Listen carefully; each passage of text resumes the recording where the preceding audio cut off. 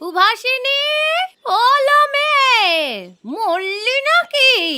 বলি, আমি যে ডাকছি সে কথা কানে যায় না?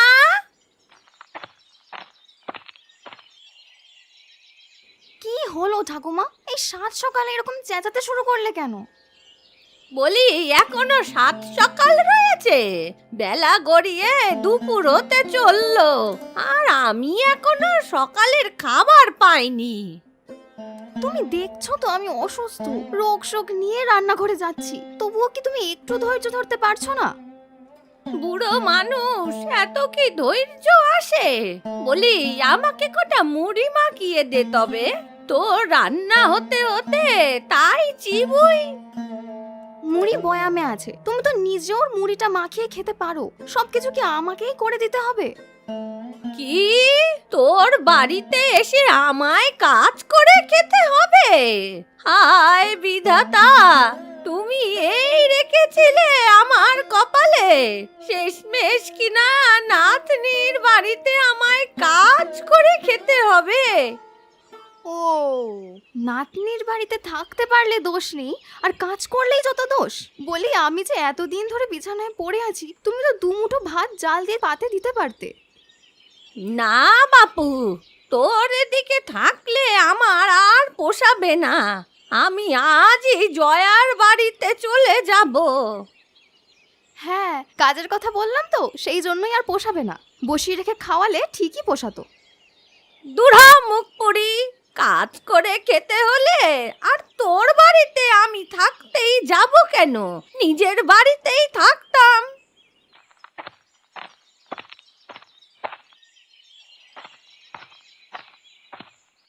সে কি ঠাকুমা, তুমি কি সত্যিই চলে যাচ্ছ?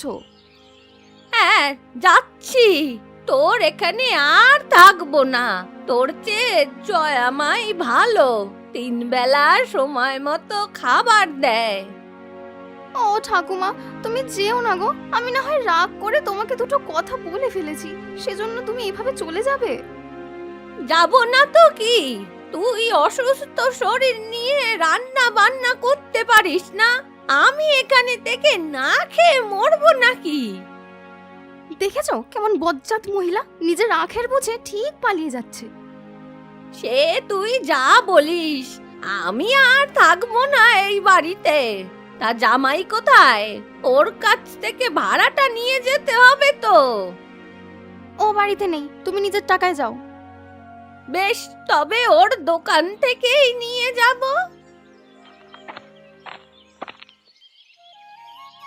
গিন্নি, আরে ও গিন্নি, বাজারের ব্যাগটা দাও তো, আমি হাটে যাচ্ছি। এই নাও বাজারের ব্যাগ। তা কি কি আনতে হবে মনে আছে তো? হ্যাঁ হ্যাঁ, সব মনে আছে। তোমার জন্য চিংড়ি মাছ আর কচু শাক আনতে হবে। শুধু এগুলো না, তেল নুন মশলাও তো লাগবে, সবই শেষ হয়ে গেছে। ঠিক আছে, আমি নিয়ে আসবো ক্ষণ। বাবলু কোথায়? কোথায় আবার, খেলতে গেছে বোধহয়। ওর জন্য কিছু লাগবে না? তুমি গতকাল যে নাড়ুগুলো এনেছিলে না, ওগুলোই রয়েছে, তাই আজ আর কিছু আনতে হবে না। বেশ, আমি তবে যাই, কেমন?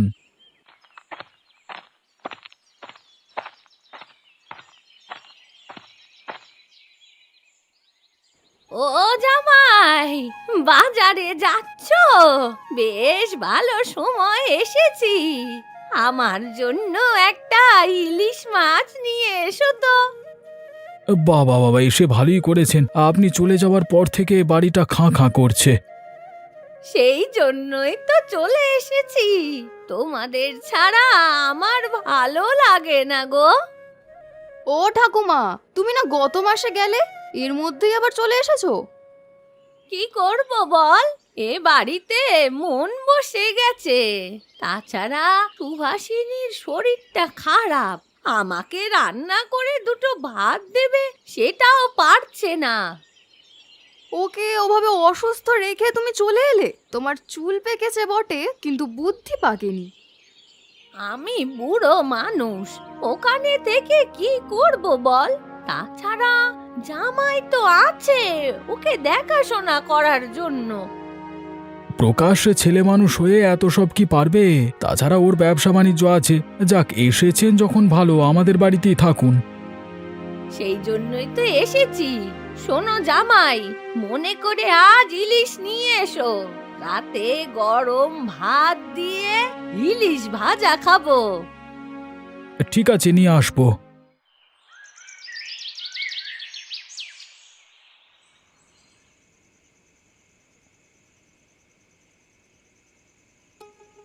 আজ তো দেরিতে ফিরলে, আমি সে কখন থেকে তোমার জন্য ভাত নিয়ে অপেক্ষা করছি। আর বলো না গিন্নি, দোকানে আজকে অনেক ভিড় ছিল, দোকান বন্ধ করে আসতে দেরি হয়ে গেছে। এখন থেকে একটু তাড়াতাড়ি আসবে। এই একা বাড়িতে থাকতে আমার না খুব ভয় করে গো। কেন, ঠাকুমা আছে তো, উনি থাকতে ভয় কিসের? বুড়িটা আজ সকালে চলে গেছে। চলে গেছে? সে কি কথা, এখানে না তার কয়েক মাস থাকবার কথা? সেই তো থাকে প্রতিবার, কিন্তু এবার আমার অসুখ দেখে দিদির বাড়িতে চলে গেছে। বোধহয় অসুখ সারলে তারপরেই আসবে। কাজটা তো ঠিক করেনি। তুমি অসুস্থ, তার উচিত ছিল তোমার কাছে থেকে তোমার কাজে একটু সাহায্য করা। কে কার কাজে সাহায্য করবে বলো? উল্টে আমাকে তাকে 3 বেলা রান্না করে খাওয়াতে হয়। আচ্ছা, উনি তোমাদের সাথে এমন করেন কেন? আমার শ্বশুর শাশুড়িদের কেউ তো এমন ছিলেন না। উনি আমাদের আপন ঠাকুমা না, উনি বাবার সৎ মা। ও বুঝেছি, সেই জন্য তোমাদের সাথে এমন ব্যবহার করে, তাই তো? আরেকবার আসুক বুড়িটা, একেবারে উচিত শিক্ষা দিয়ে দেব। চলো গিন্নি, এর আগেই একদিন ওনার বাড়িতে গিয়ে একটা শিক্ষা দিয়ে আসি। উনি সারা বছর আমাদের বাড়িতে থাকেন, আমরা না হয় কিছুদিন তার বাড়িতে গিয়ে থাকবো। উনি বাড়িতে গেলে তারপর তো যাব। সারা বছর হয় আমার বাড়িতে, না হয় দিদির বাড়িতে থাকে। সামনে পয়লা বৈশাখ, তখন হয়তো বাড়িতে যাবে। তখন চলো, দিদি, জামাইবাবু আর আমরা মিলে কটা দিন বেরিয়ে আসি। ঠিক বলেছ, বাবা মা মারা যাওয়ার পর থেকে তো বাবার বাড়িতে আর যাওয়াই হয় না। এই সুযোগেই যাওয়া যায়। তাহলে তুমি দিদিকে চিঠি লিখে বলে দাও। হ্যাঁ, আমি কালই চিঠি লিখব।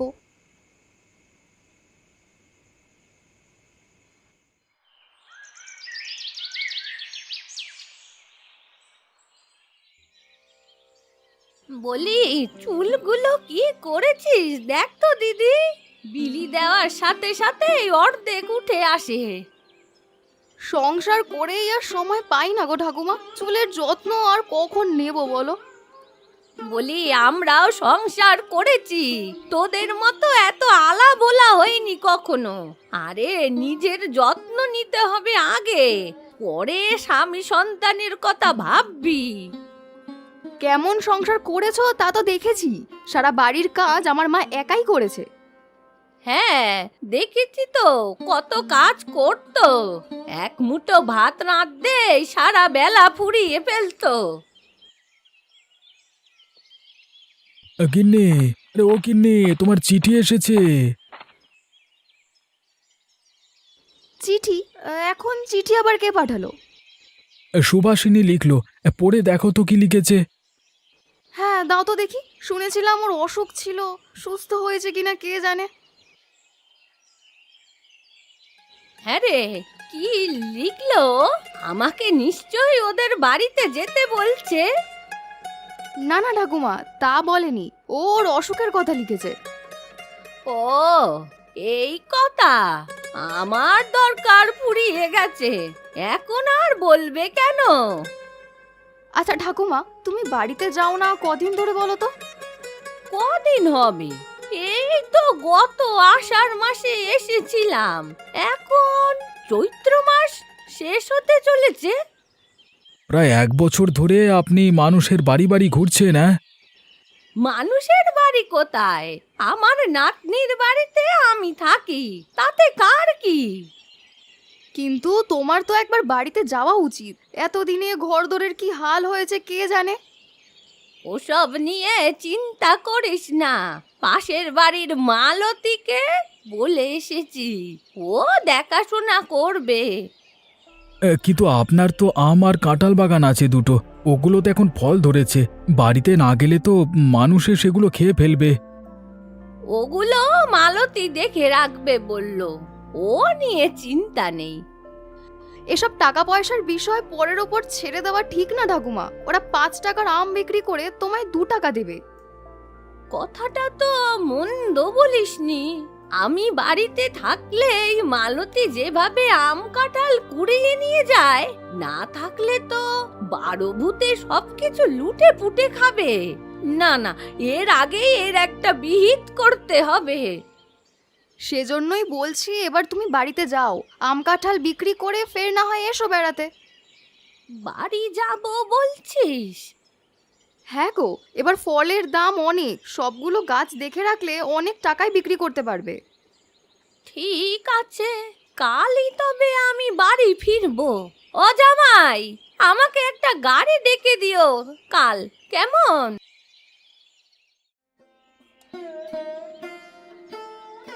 আসি জয়া, বাবলুকে দেখাশোনা করিস, তোদের জন্য বড্ড পেট পুড়বে। এই তো কটা মাস, ফলমূল বিক্রি করে বর্ষাকালে চলে এসো আবার, আর এর মধ্যে আমরা গিয়ে তোমায় দেখে আসবো।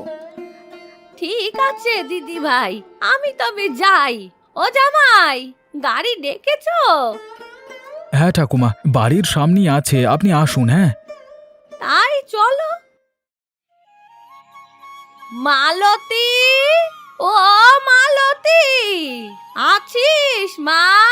ও মালতী।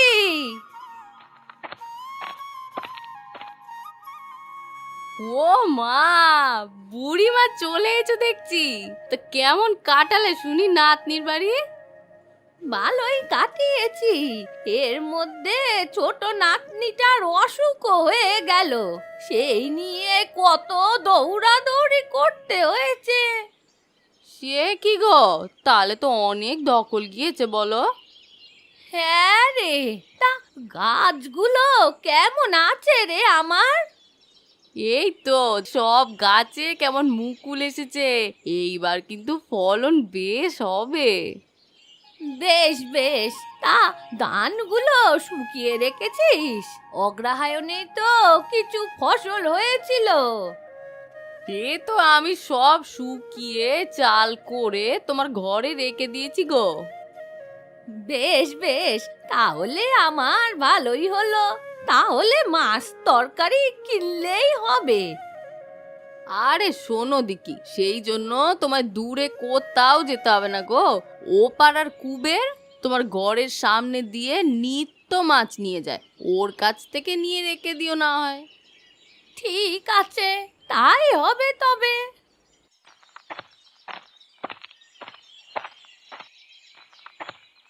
লাগবে, ইলিশ মাছ লাগবে। আরে একেবারে পদ্মার তাজা ইলিশ, একবার খেলে বারবার খেতে ইচ্ছে করবে। ইলিশ মাছ, আহ কতদিন ইলিশ মাছ খাই না। ও কুবের, এদিকে আয় তো বাবা।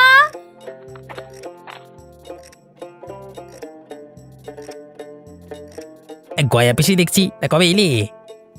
কাল এসেছি, বুড়ো মানুষ একা বাড়িতে কি থাকতে পারে? বাগানটার জন্যই আসতে হলো। আম কাঁঠাল বিক্রি করতে হবে কিনা? আরে ওটা মালতী দিদিকে বললি হতো, ও সব দেখে রাখে কিনা। হ্যাঁ, ওকে বলি আর সব খেয়ে শেষ করে দেখ। তোমার আর কিপটেমির স্বভাব গেল না পিসিমা, এই সম্পত্তি কি মরবার পর নিয়ে যাবে? সে আমি যা ইচ্ছা তাই করব। এখন আমায় ছোট দেখে একটা মাছ দে তো। আরে ছোট মাছ তো হবে না পিসিমা, এখন সব মাছ বড় বড়।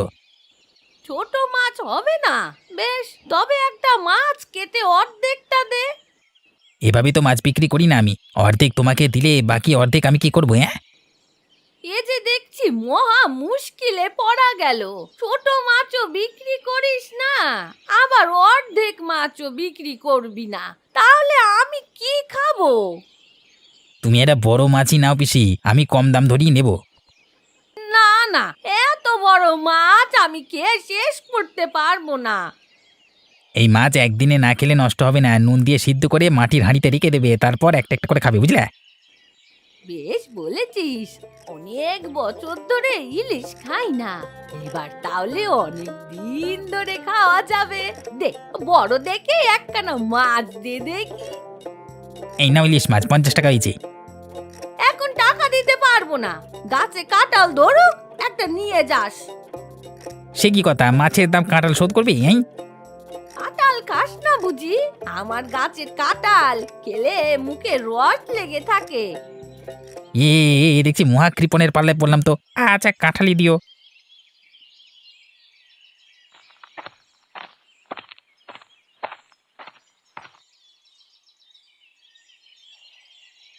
যাক, অনেক বড় একটা মাছ পেয়েছি। এখন এটা কেটে কুটে নুন মাখিয়ে সেদ্ধ দেই, আর একটা ফালি রাতে খাওয়ার জন্য রাখি। আহ, মাছ থেকে তেল একেবারে নিংড়ে পড়ছে। এটা দেখেই খুব মজা লাগছে। বুড়িমা, ও বুড়িমা, বলি ঘরে আছো? এই রে, এই অসময়ে আবার কে এলো? এখন এই মাছ আমি কি করব? দেখি, যদি খেতে চাই তবে না করতে পারবো না। দাঁড়া, এটা এক্ষুনি ওই চালের গোলার ভেতরে রেখে দেই। বুড়িমা, বলি ও বুড়িমা, আরে কি করছো?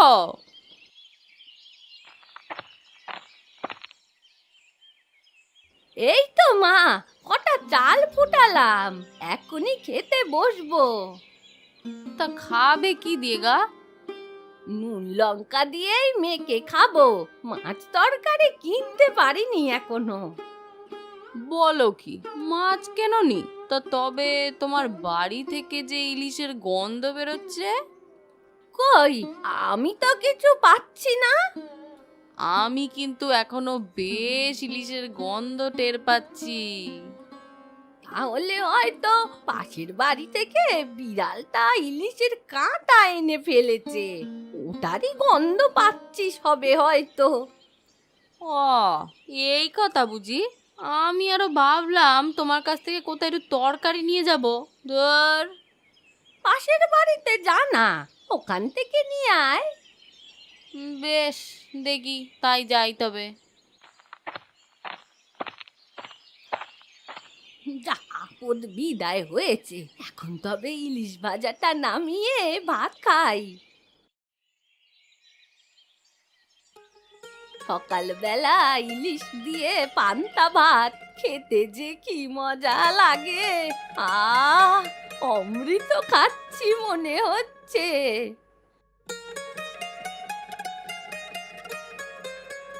ঠাকুমা, ও ঠাকুমা, দেখো কারা এসেছে।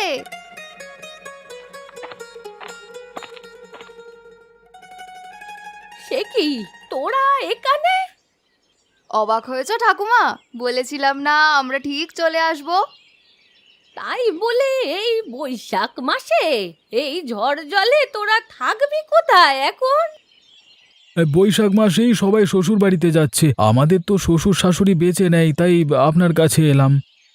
আর আমাদের থাকা খাওয়া নিয়ে চিন্তা করবেন না, আপনি যেভাবে থাকবেন আমরাও সেভাবেই থাকবো। বেশ, থাকাটা না হয় মাটিতে পাটি বিছিয়ে থাকা যাবে, কিন্তু খাওয়া দাওয়া কি করবি? সেটা কি করে হবে? ও মা, সেটাও আমাদের ভাবতে হবে। তোমার বাড়িতে এসেছি, তুমি যা খাওয়াবে আমরা তাই খাবো। এ দেখছি মহা মুশকিলে পড়া গেল। এখন আমি কি খাওয়াবো বলতো? সে আমরা কি জানি, তোমার যা ইচ্ছে তাই খাওয়াবে। বেশ, তাই হবে তবে। এই নাও, তাড়াহুড়ো করে তেমন কিছু জোগাড় করতে পারিনি। সে কি ঠাকুমা, তাই বলে খুদের ভাত আর হেলেঞ্চা শাক? এটাই বা পাবি কোথায়? এই হেলেঞ্চা শাক মানুষ সোনা মুখ করে খাচ্ছে। না দিদি, আমি এই খাবার কিছুতেই খাবো না। চিকন চালের ভাত আর মাছ ভাজা ছাড়া আমি কিছুই মুখে দেব না। এমন করিস না দিদি ভাই, আমি গরিব মানুষ, খুদের ভাত আর শাক দিয়েই দুবেলা দুটো ভাত মুখে দেই। আমার কষ্টটা তো তোরা বুঝবি। থাক গিন্নি, আর এমন করো না, ঠাকুমা কষ্ট করে এগুলো সংগ্রহ করেছে, এই ঢের। হ্যাঁ রে শুভা, ঠাকুমা আমাদের ভালোবেসে যা দিয়েছে আমাদের তাই খাওয়া উচিত। এই তো তোরা বুঝেছিস। তোদের মতো নাতি নাতনি থাকতে আমার আর কিসের দুঃখ, কিসের কষ্ট বলতো?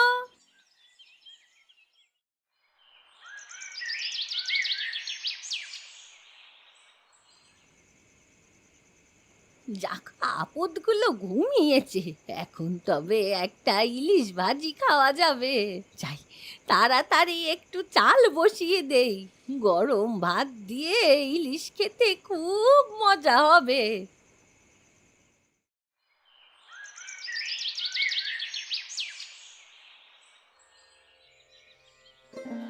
শোনো, ঠাকুমায়ের অবস্থা তো জানো, আমাদের 3 বেলা খাওয়াতেই তিনি হিমশিম খাচ্ছে। এবার মনে হয় আমাদের হাট বাজার করে আনা দরকার। হ্যাঁ দিদি, এসব শাক পাতা খেয়ে আর আমার ভালো লাগছে না, এবার মাছ মাংস চাই আমার। বেশ তো, চলুন জামাইবাবু, সকাল সকাল হাট থেকে ঘুরে আসি, তাহলে সবকিছু তাজা কিনতে পারবো। আরে দাঁড়াও দাঁড়াও দাঁড়াও, এখানে এই জিনিস কিভাবে এলো? কি পেলে তুমি? কি এসেছে? এই দেখো গিন্নি, ঘরের মেঝেতে মাছের কাঁটা পড়ে আছে। তার মানে কেউ এখানে মাছ ভাত খেয়েছে। মাছ ভাত কে খাবে? 2 দিন ধরে তো আমরা শাক দিয়ে খাচ্ছি। তবে কি ঠাকুমা খেয়েছে?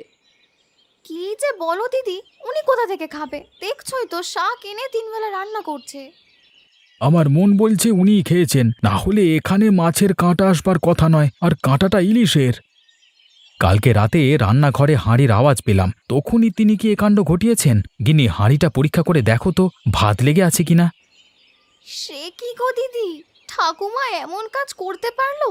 এই দেখো, হাঁড়িতে আজ তো ভাত লেগে আছে, এটা খুদের ভাত না। আমাদের রেখে কিপটে বুড়ি তবে ভাত আর ইলিশ মাছ খাচ্ছে। দাঁড়া, এক্ষুনি ওকে ডাকছি। না না গিন্নি, ডেকে লাভ হবে না। আগের দিনের মতো তিনি সবকিছু অস্বীকার করবেন, তার চেয়ে বরং আমরা খুঁজে বের করি, দেখি তিনি কোথায় ইলিশ লুকিয়েছেন। তা কি করে খুঁজে পাবো কোথায় লুকিয়েছে? তা কে জানে? আমার কাছে একটা বুদ্ধি আছে গিন্নি, ওই বুদ্ধিতে কাজ করলে ইলিশ মাছ পাওয়া যাবে। কি বুদ্ধি বলো? যদি ইলিশ খুঁজে পাই তবে ভাত দিয়ে ইলিশ ভাজা খাবো। শোনো তবে, উত্তম বুদ্ধি এটা প্রকাশ। এই পদ্ধতি অবলম্বন করে বুড়িকে শায়েস্তা করা যাবে। তবে চলো এখনই কাজ শুরু করা যাক।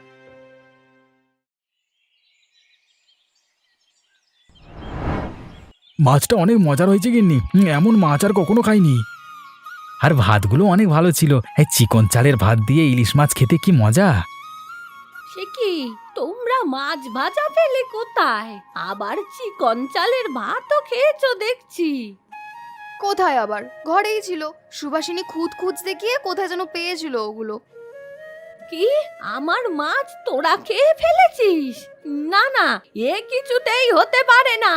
আমি এমন গোপন জায়গায় রেখেছি যে তা খুঁজে পাওয়া অসম্ভব। এই শোভার চোখ ফাঁকি দেওয়া এতটাও সহজ না, আমি ঠিক খুঁজে বের করেছি। মিথ্যা বলিস না, আমি এক্ষুনি দেখছি তোরা পেয়েছিস কিনা।